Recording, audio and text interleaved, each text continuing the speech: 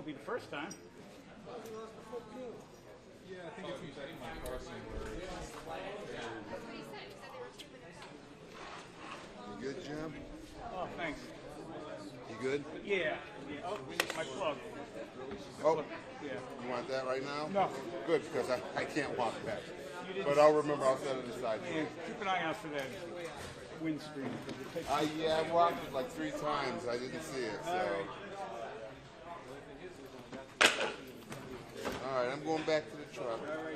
Give me a call if you need anything.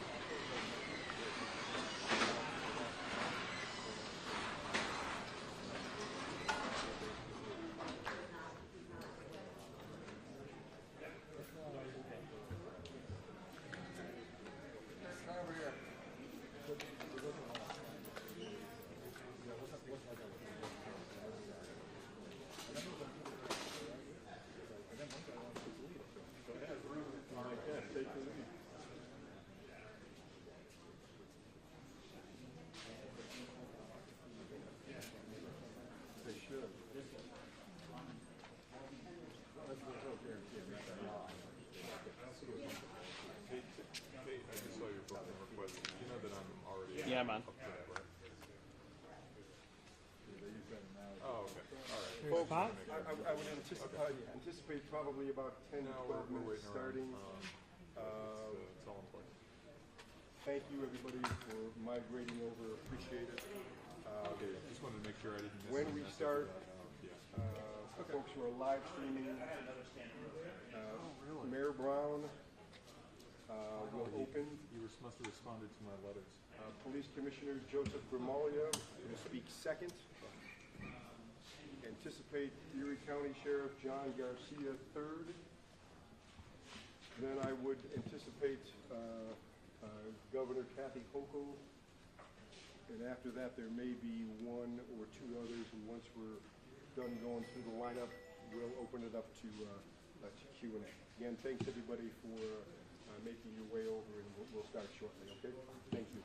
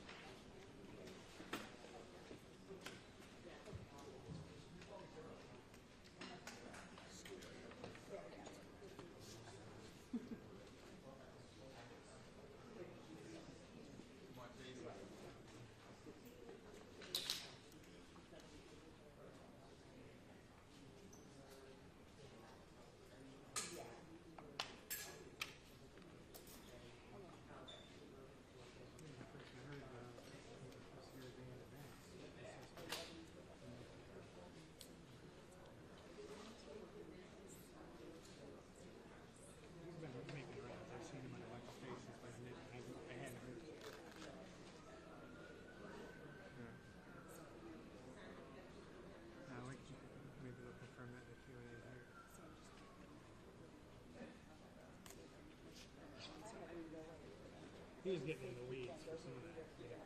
First, I was first talking to him yesterday. We both and now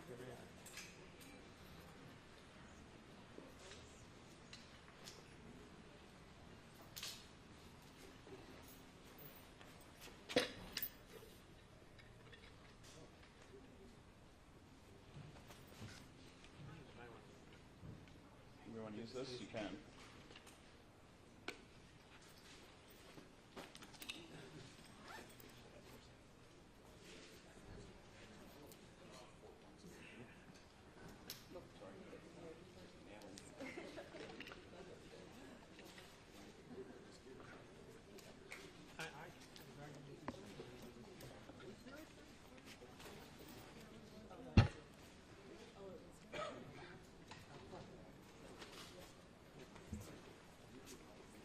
No.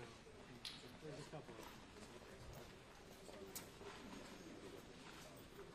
Really? Oh yeah, I know there's a big vaccine job.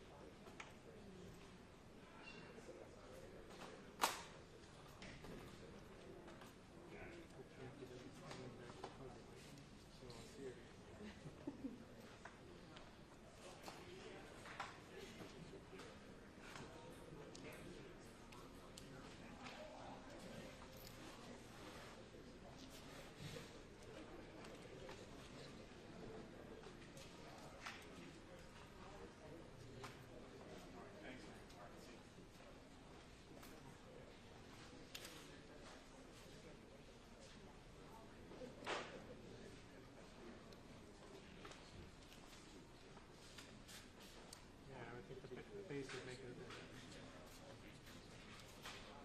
Is it your first, did you buy it or the fish?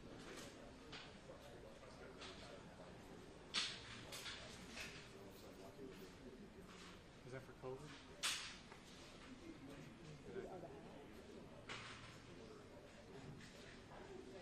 I wanted a hot dog.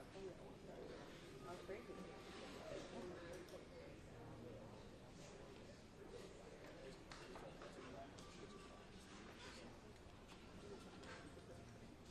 I got a deal.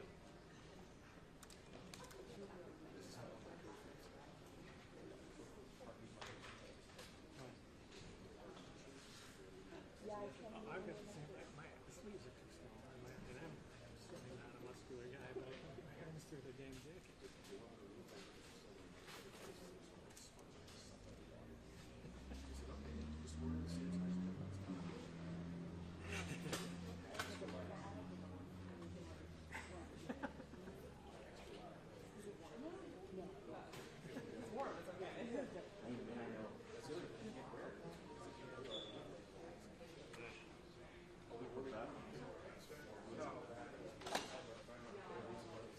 She laughs actually, saying the staff.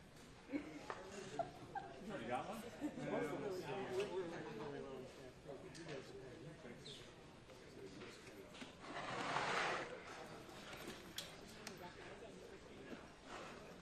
That used to be with radio. It used to be everywhere.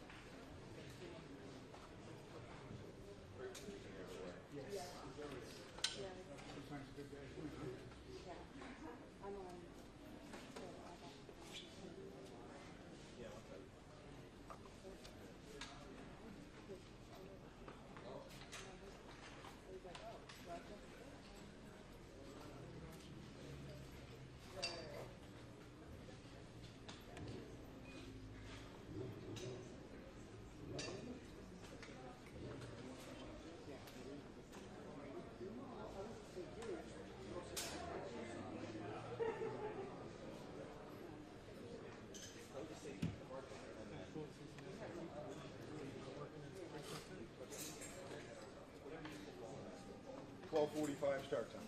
12:45.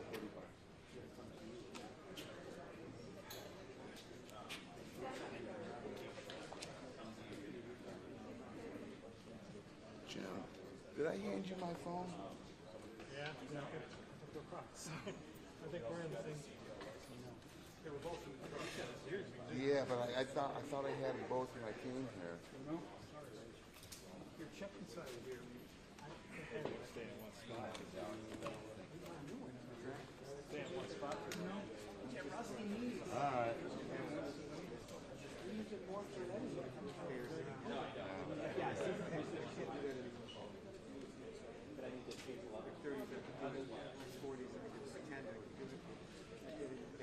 It's never good getting down on my knees, even in my 30s.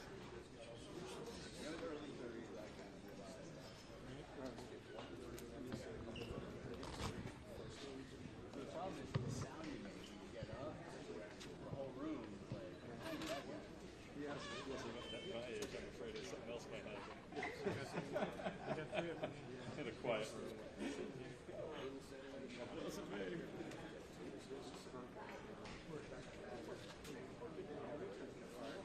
We gotta keep them, we appreciate it. Just a part over 40.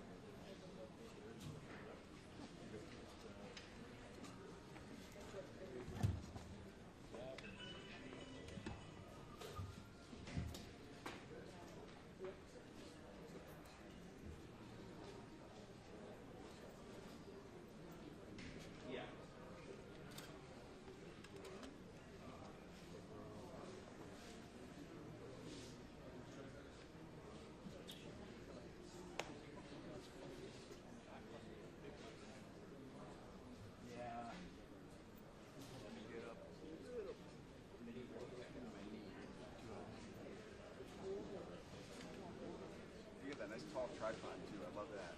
Hey, why don't you want to sit on that thing? Honestly, that might actually. Let me just make sure. Yeah.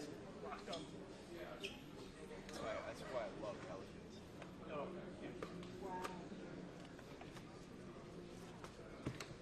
Shoot hockey. We used to carry a little stool. Yeah. And then I realized that I bring my Pelican, and then I don't have to carry two bags. Yeah. Sit on the Pelican. Oh yeah.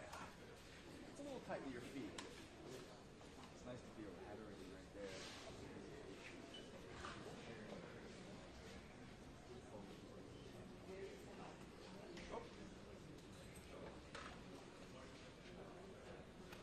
Hi guys.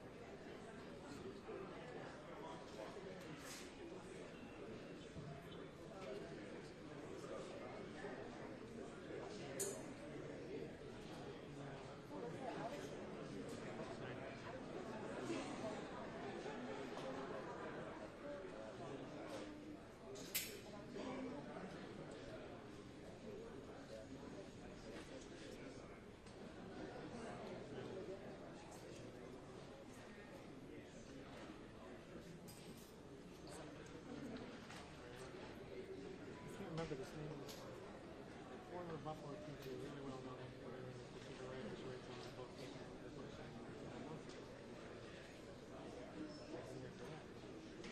About to apply.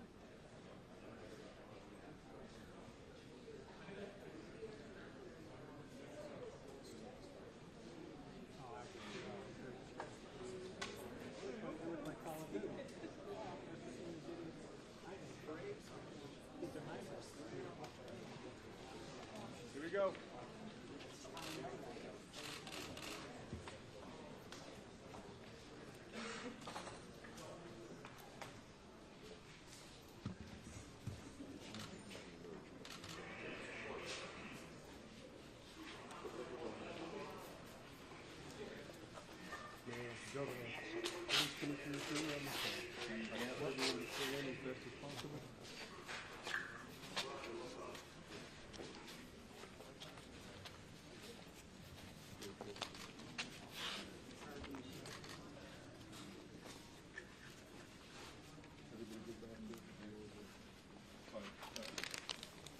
Everyone set? Alan, tell me when you're ready. Mayor Brown. I want to thank the members of the media for joining us. We are going to provide an update on the mass shooting that occurred in Buffalo yesterday. I want to thank Governor Kathy Hochul for her support of this community. In Albany, flew back to be with this community where she lives. We thank her for that. I want to thank New York State Attorney General Letitia James, who was working in New York City and flew here to be with the people of Buffalo. We will hear from them in a moment. I'm going to have some opening comments and then turn things over to Buffalo Police Commissioner Gramaglia. Commissioner Gramaglia will introduce other law enforcement speakers, and then I will come back and introduce the Attorney General and the Governor. There have been many elected officials in the local community who have been active and involved with this horrible situation. We have received calls from elected officials, from business leaders, and others from all across the country and internationally as well. I want to recognize that Congressman Brian Higgins is with us. The U.S. Attorney for the Western District, Trini Ross, is with us. New York State Senator Tim Kennedy, who was on a trip with his family, flew back to be here in Buffalo, is with us. And South District Council Member Christopher Scanlon is with us. As I mentioned, we have heard from a lot of businesses locally and in other places that want to be helpful to the families that have experienced this horrible tragedy.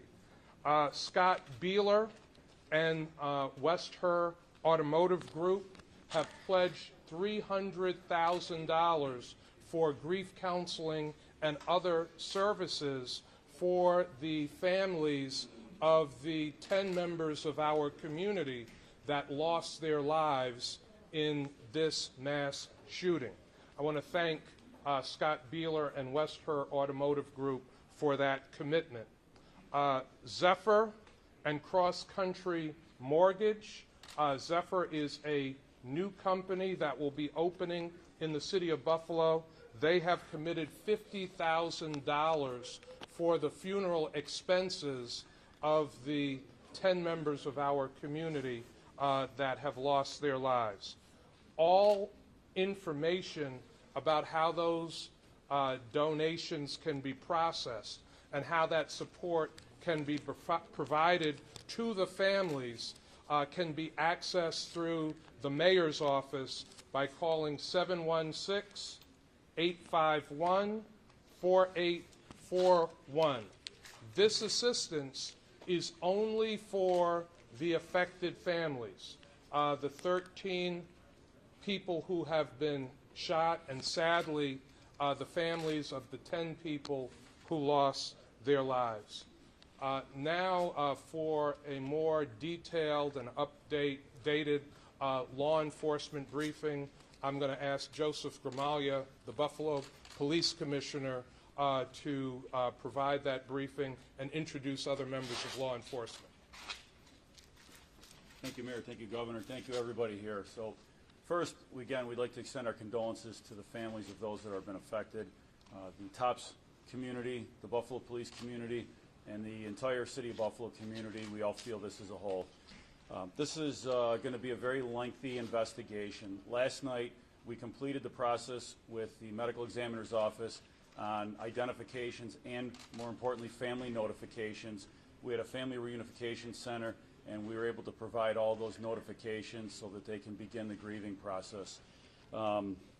As we said, this is going to be a very lengthy investigation. There are warrants that have been obtained. There are warrants that will continue to be obtained both on the state and the federal levels. We'll be looking at extensive digital platforms, computers, phones, cameras, and anything else that comes into play in this investigation. The crime scene is still being held, and it will be held for as long as we need it. The FBI is bringing in specialized equipment to help process that scene. This is a very significant, coordinated, collaborative effort with the state police, the FBI, the sheriff's department, everybody else involved in this process. The evidence that we have uncovered so far makes no mistake that this is an absolute racist hate crime. It will be prosecuted as a hate crime. This is someone who has hate in their heart, soul, and mind, and there is no mistake that that's the direction that this is going in. This will be completely geared toward securing a conviction for this individual. Our detectives, agents, deputies, everybody standing before you will work this tirelessly for as long as it needs to go, and it's done by a person, again, who does not live in our community, who brought this kind of hate to our very close-knit Buffalo community. We will not tolerate this. We will stand tall against it. We will rebound against it. We will show how strong we are, and all the members of our police department, the sheriff's department, the FBI, the state police will continue to fight hate on a daily basis. Thank you. We're going to introduce Sheriff John Garcia. We have Special Agent in charge of the Buffalo office, also Steve Belongia. We have the ATF represented as well. So, Sheriff. Thank you, Commissioner Gramalia. As Sheriff of Erie County, I just want to say that on behalf of myself, our office, and the residents of Erie County, our condolences go out to the victims, the families, and the entire community. I'm not going to mention this individual by name. He doesn't deserve that. We should never mention his name. As far as we're concerned, he is inmate control number 157103. I could state this, that he is in our custody. He will remain in our custody until further notice. Because of his actions yesterday, taking the assault rifle and putting it under his chin, he's on suicide watch. So he's on direct observation from our deputies, video surveillance, and he is in a unit which is separated from all other incarcerated individuals. His travels throughout the facility will be by himself, and along with 2 deputies and a sergeant. And he will be treated as everyone else is treated within the Erie County Holding Center, humanely, with respect.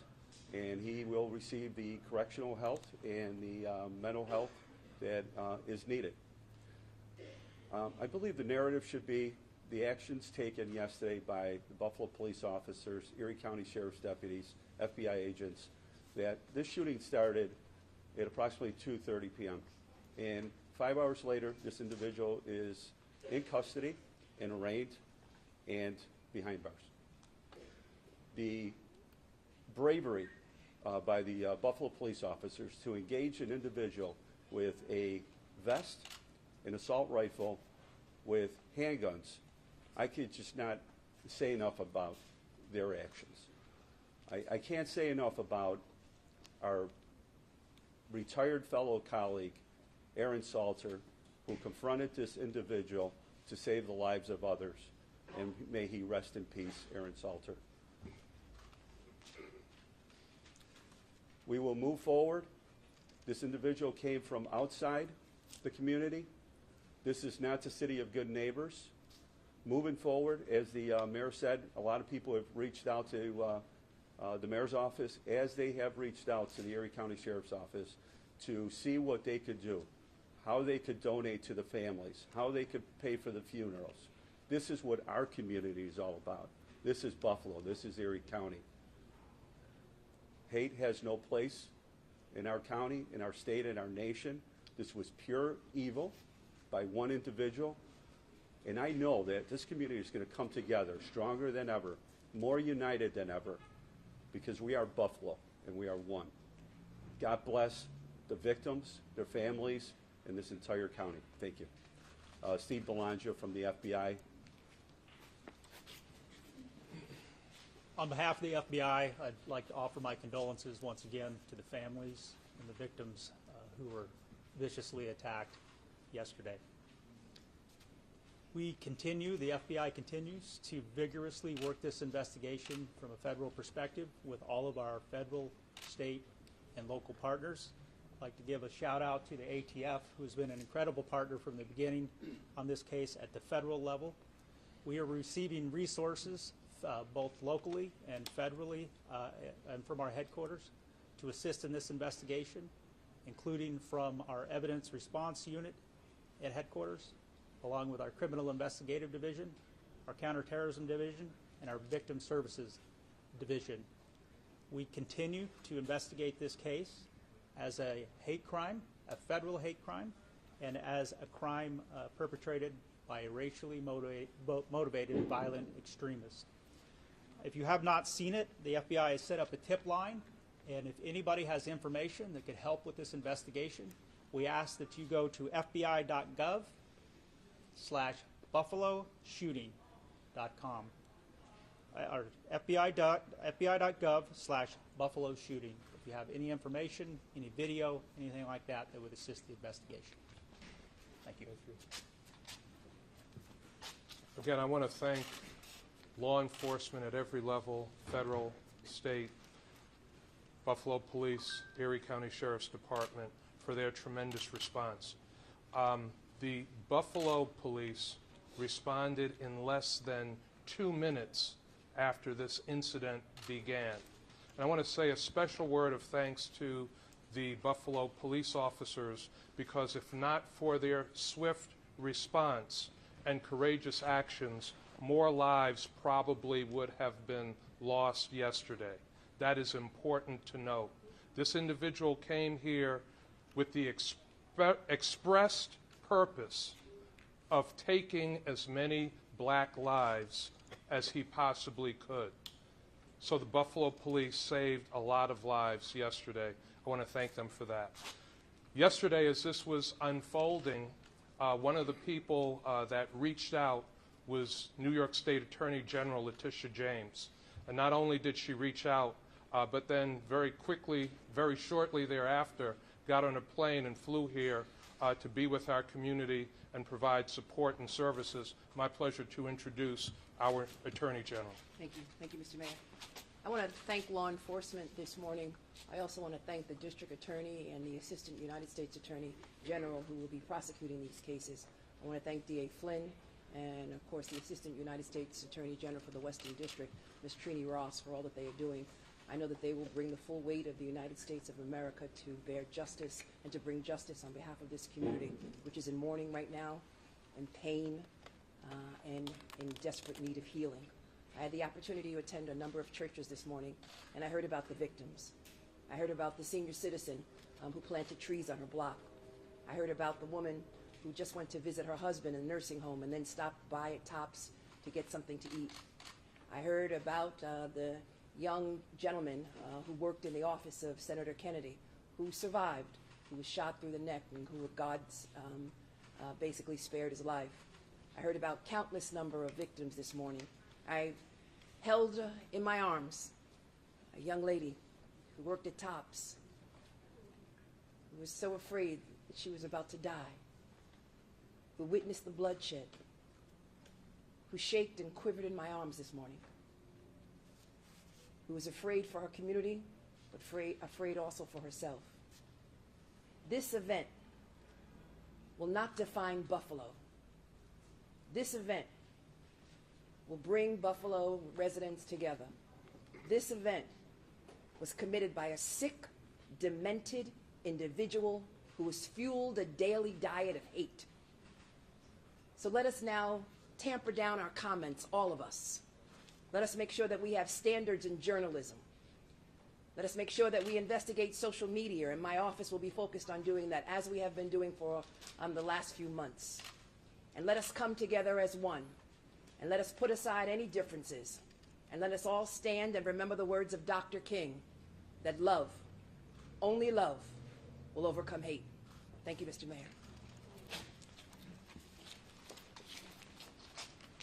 Again, when this incident was unfolding, we heard very quickly from our governor, Kathy Hochul. Governor was working in Albany and dropped what she was doing to get back to this community as quickly as possible. She has been a source of strength and support. It's my pleasure and privilege to introduce Governor Kathy Hochul. Thank you, Mayor, for demonstrating the leadership that our community needs at this time. You've been phenomenal in your approach and the passion, but also the intellect that you've brought to this process, which begins with the healing process now. I also want to lend my voice to those who are just absolutely in awe of what the Buffalo Police Department did yesterday. Right now, President Biden, who's addressing the nation, talking about the fallen police officers who lost their lives over the past of the last year. That knowledge is seared in my mind to know that these individuals put on a uniform every single day, as do law enforcement all over our state police officers, individuals in small towns and large. And they are so heroic at the time it comes, but they deserve our respect at all times. And I want to just give my gratitude to the Commissioner, to your members, as well as everyone who stepped up. I also want to thank our Attorney General. I have such confidence in her ability to bring the full weight of the law to bear in all cases involving hate crimes and other crimes.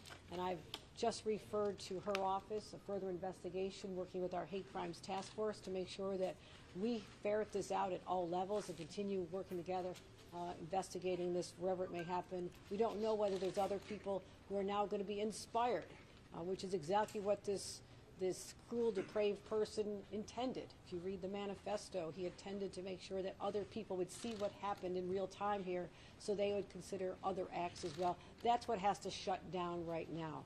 And to listen to the FBI, hearing that there is now a website, the Buffalo shooting, that just sort of struck me. Now we're known as the place of the Buffalo shooting. We are so much more than that.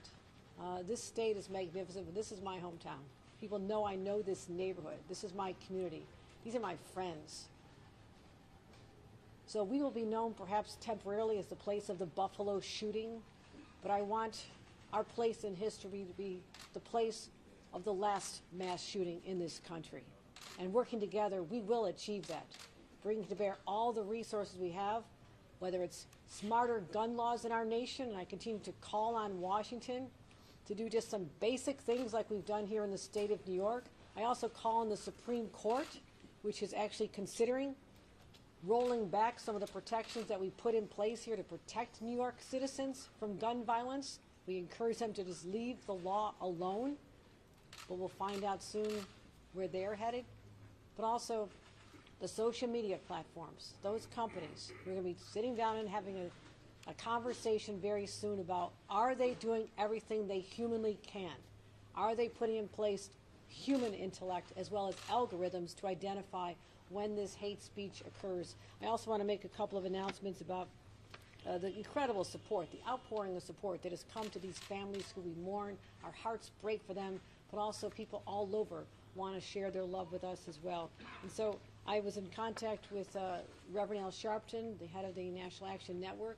There's an office here in Buffalo. He wanted to make sure I told the community that they want to pick up all the funeral costs for these families. They want to make sure that they don't have these fraudulent GoFundMe sites that are often set up in these circumstances. And so we'll be getting information out about that incredibly generous offer, and we thank Reverend Al for that. Also, we want to make sure that our state resources are being deployed effectively. Our Office of Victim Services, I've identified $2 million that'll go directly to support these families and whatever they need, so they'll be contacted by our members as well. We have counselors available 7 days a week. at our New York Project Hope line, which is a phone number people can call if they just need to talk to somebody, if you don't want to go in person, if you just want to talk about what this has done to your sense of security, if you need that extra help from a mental health counselor. And also we have a separate fund that goes to communities that are affected by gun violence overall, communities that need that sense that they're going to be okay. And I want to make sure that all of our state resources are available for that as well. One last area that is also of concern to me is the access to food in this neighborhood. You know, we now have a food desert. So we are in touch with Uber and Lyft, and they have offered to take people from these zip codes if they need to go to a grocery store in another area, because a lot of people in this neighborhood, they walk to the grocery store. They don't have transportation.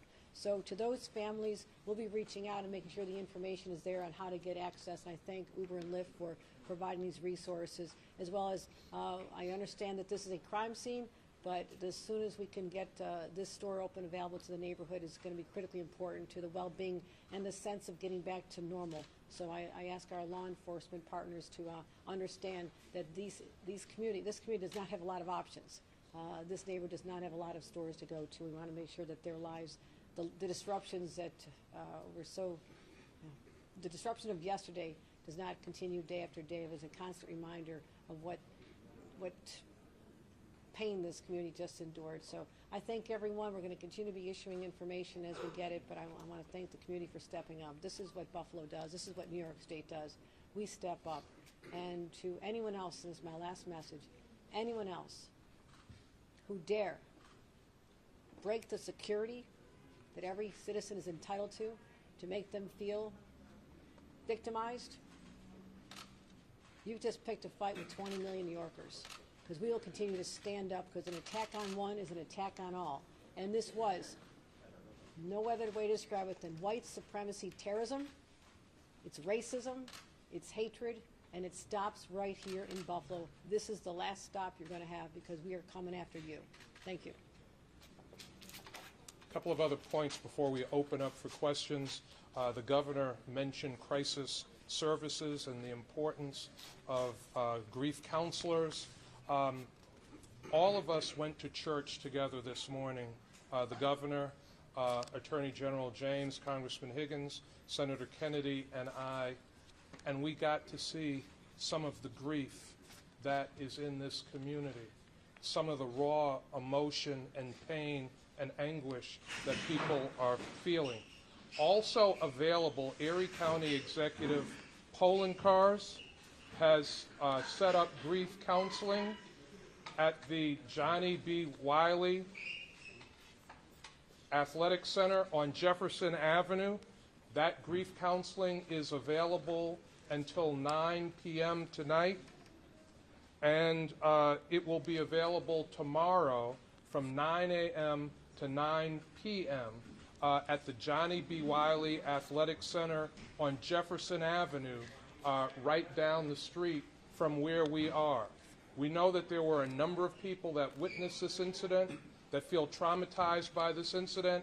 It is open to anyone, including law enforcement, that would like to see a crisis counselor.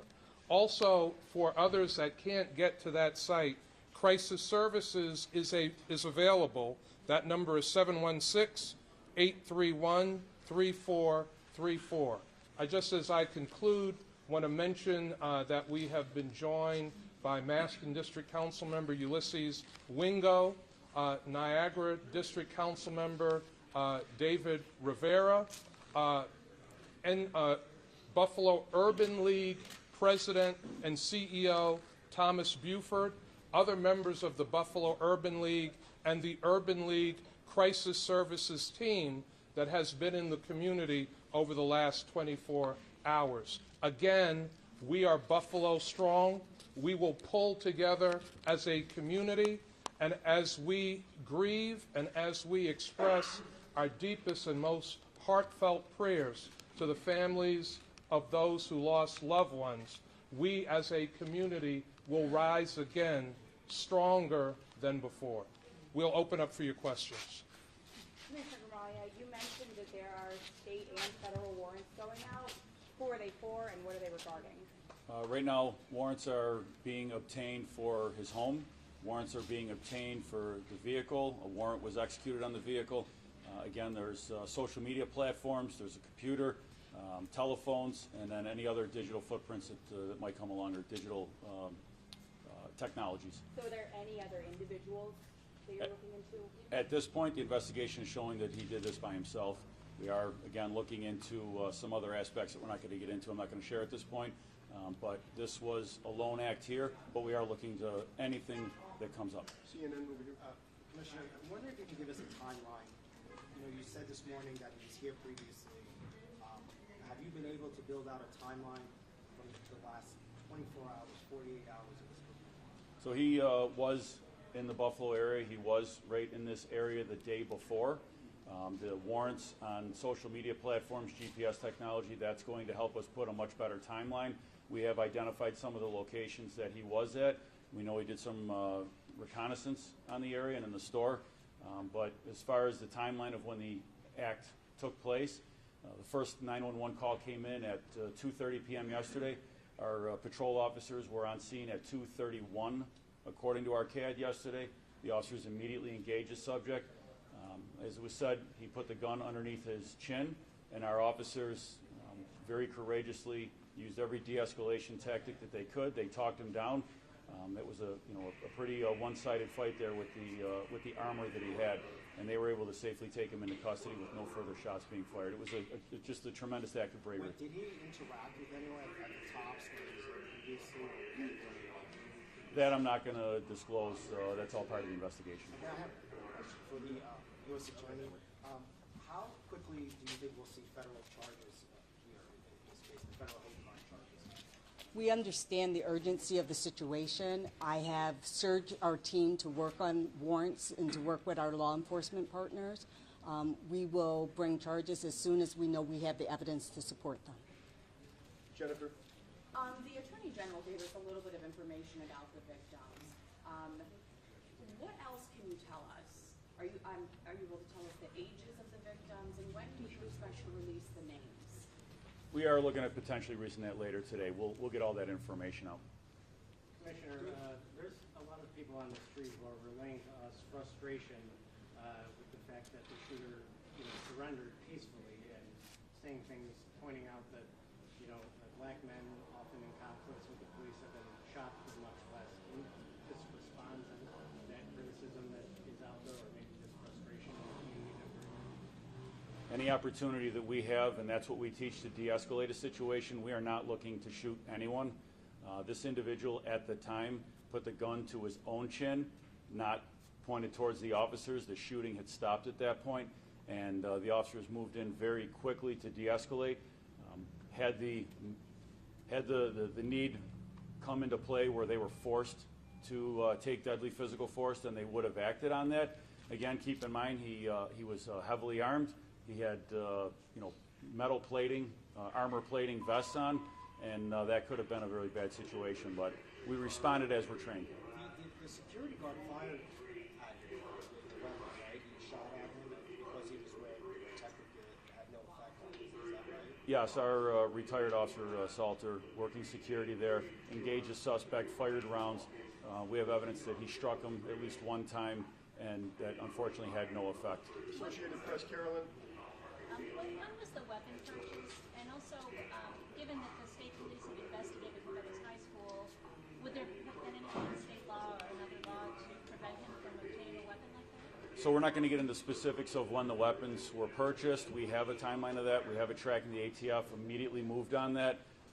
As far as last year, it's been put out there that the state police had brought this individual in for a mental health evaluation. He went to the local hospital. He was there for, the information we have is about a day and a half, was evaluated and then released at that point. So, Sir, question for the governor. We're coming on 10 years since Sandy Hook, when everyone said this will never happen again. The political environment is now probably even more difficult for the proposals that you're mentioning. What are you going to do differently? I'm going to keep fighting. Our proposals make common sense. I'd already pre-planned to announce a number of safety measures to protect New Yorkers on Tuesday. I'm going to continue with that press conference to make sure anytime we find a loophole that we close it quickly. There's actually guns. They're called AOWs, any other guns. Believe it or not, they look like an assault weapon, but they don't fit the description of laws right now because the criminal mind is very diabolical. And just like with ghost guns, years ago, no one would have thought of what a ghost gun is, that you can literally order online the components of a gun that could take people's lives. I just signed a law outlawing that. So we're always trying to stay ahead of the criminals. When we find out that they take advantage of loopholes in our laws, then I'm going to keep closing them. But this also calls for a national response. What was used was not able to be purchased legally in the state of New York. The basic gun was, but the high-capacity magazine associated with it had to come from another state because it is illegal in the state of New York. We need a smart national policy, and let's start with something as what I would say in the no-brainer category after Sandy Hook. Shame on this country, shame on Congress at that time for not passing something as basic as a background check. So I'm ready to recharge that conversation. Yes, it's a challenging time politically, but that doesn't mean that we should stand down and let the criminals win. Have you heard any offers of cooperation across party lines, across the district divisions on this issue? No, but I expect to hear from them because these are their constituents as well. They represent other New Yorkers, other people across this country. And this is a time when, regardless of your political philosophy or registration, leaders need to lead. Step up. Step up. This can happen in red as easily as blue states. So we have a national moment here where the world is focused on what happened here in Buffalo. Yes, it is white supremacy terrorism, domestic terrorism. We have to fight that, but also that coupled with the access to guns is the lethal combination that we have to continue to stop. So I call on leaders everywhere. Regardless of what you may have felt about guns in the past, this is a time to say we actually value people's lives, and that's what I'm going to be expecting. Governor, Governor, on the issue of social media, what would that look like? Are you talking about legislation? Are you talking about merely conversation? How would you fight hate speech without impinging on First Amendment rights? I understand First Amendment rights very well. I have no intention of impinging upon them. However, hate speech is not protected. You cannot yell fire in a crowded theater because people's lives could be in danger and people rush out of there. That is settled law of the land. So there are parameters. If you're going to be inciting people to violence, that's not protected. So we know the limitations on what our laws can do. I'm going to make sure we're protected at the state level, but also there is much more to do from the social media companies themselves. I want them to sit in a room, look me in the eye and tell me, have you done everything humanly possible to make sure that you are monitoring this content the second it hits your platform? And if you're not, then I'm going to hold you responsible. So prove to me that there's nothing else that can be done because they have a lot of resources, so don't tell me you can't afford this.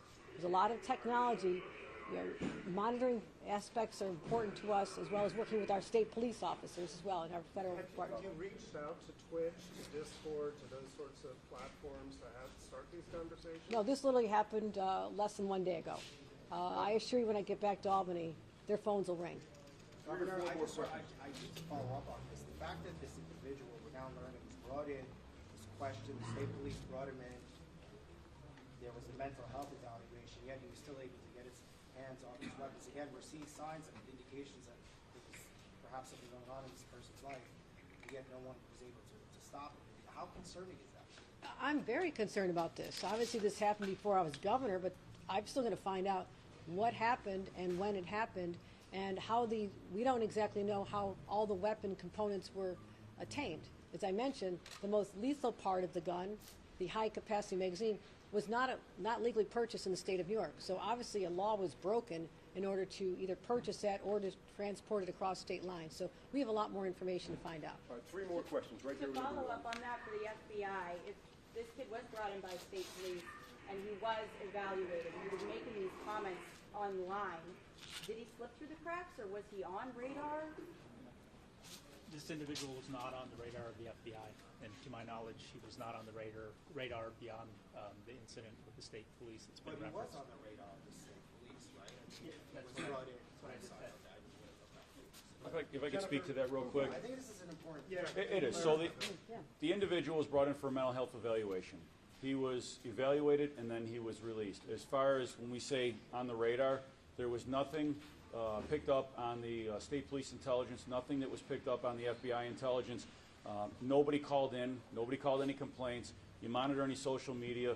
There's a lot of people in this world that use social media. As the governor said, as the mayor said, social media companies have to be able to monitor keywords that might pick up on something that can then notify us. But anybody that might have been monitoring an individual social media also has a responsibility to notify law enforcement. Anytime any of these law enforcement agencies are notified that there might be something, we investigate it. And we can take it as far as we can take it, but at the very least, we'll put somebody on notice that we're aware of what they're saying. It may not be a violation of law, but we certainly like to make sure that they are put on notice by law enforcement. Are we good on this topic? Jennifer? This is for Governor Hochul. You had mentioned earlier, obviously, high-capacity magazines are illegal in New York State. You had alluded to earlier, perhaps this may have come from Pennsylvania.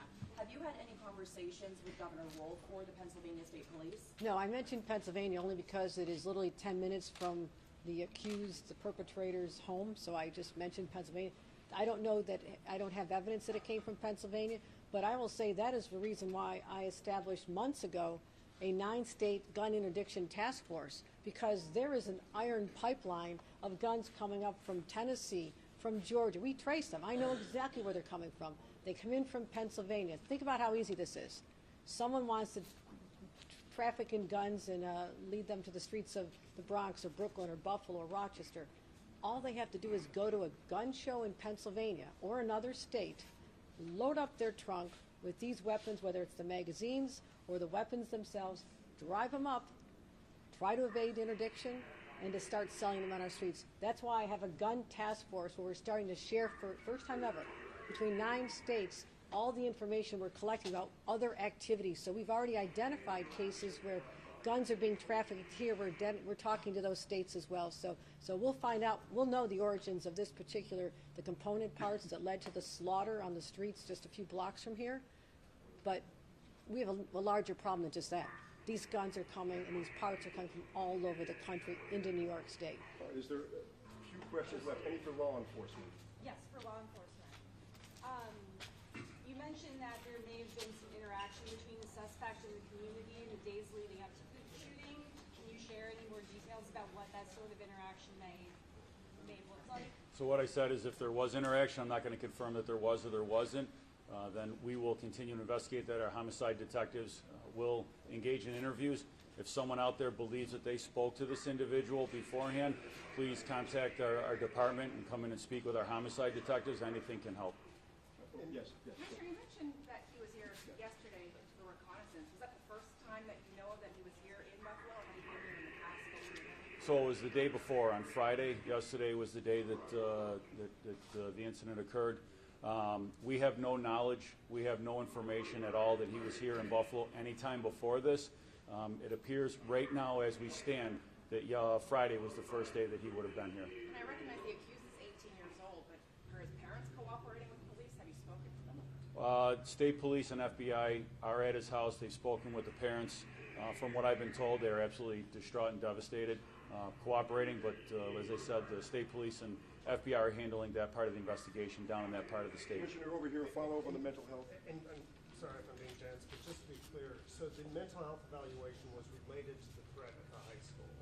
And when was that? And when was that? That was back in June of last year. So June of last year, he makes a threat at the high school. He's brought in by state police for a mental health evaluation at that point. Yeah, from what I have, it was a generalized threat, not a specific threat directed at a specific place or person.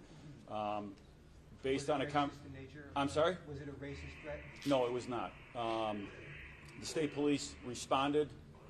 They investigated, they interviewed the subject, and they felt it was appropriate at that time to have that individual brought in for a mental health evaluation. State police did their job to the fullest that they could at that time. And this was in Concord? This was in Binghamton? Where did that mental Down in his hometown area, in his home district. Thank you, everybody. Has that manifesto been authenticated by? We have it. We're not going to comment any further on that, but we have it's being evaluated at all levels of government. Thank you. Go ahead. Just one weapon so far that's been seized? There were 3 weapons. There were 2 in the car and 1 in his possession. What were the 2 in the car? One was a rifle, one was a shotgun. And it was a Bushmaster that he committed the crime with? He had an AR-15. Thank you, everyone. Thank you. Appreciate it. Thanks, Mayor.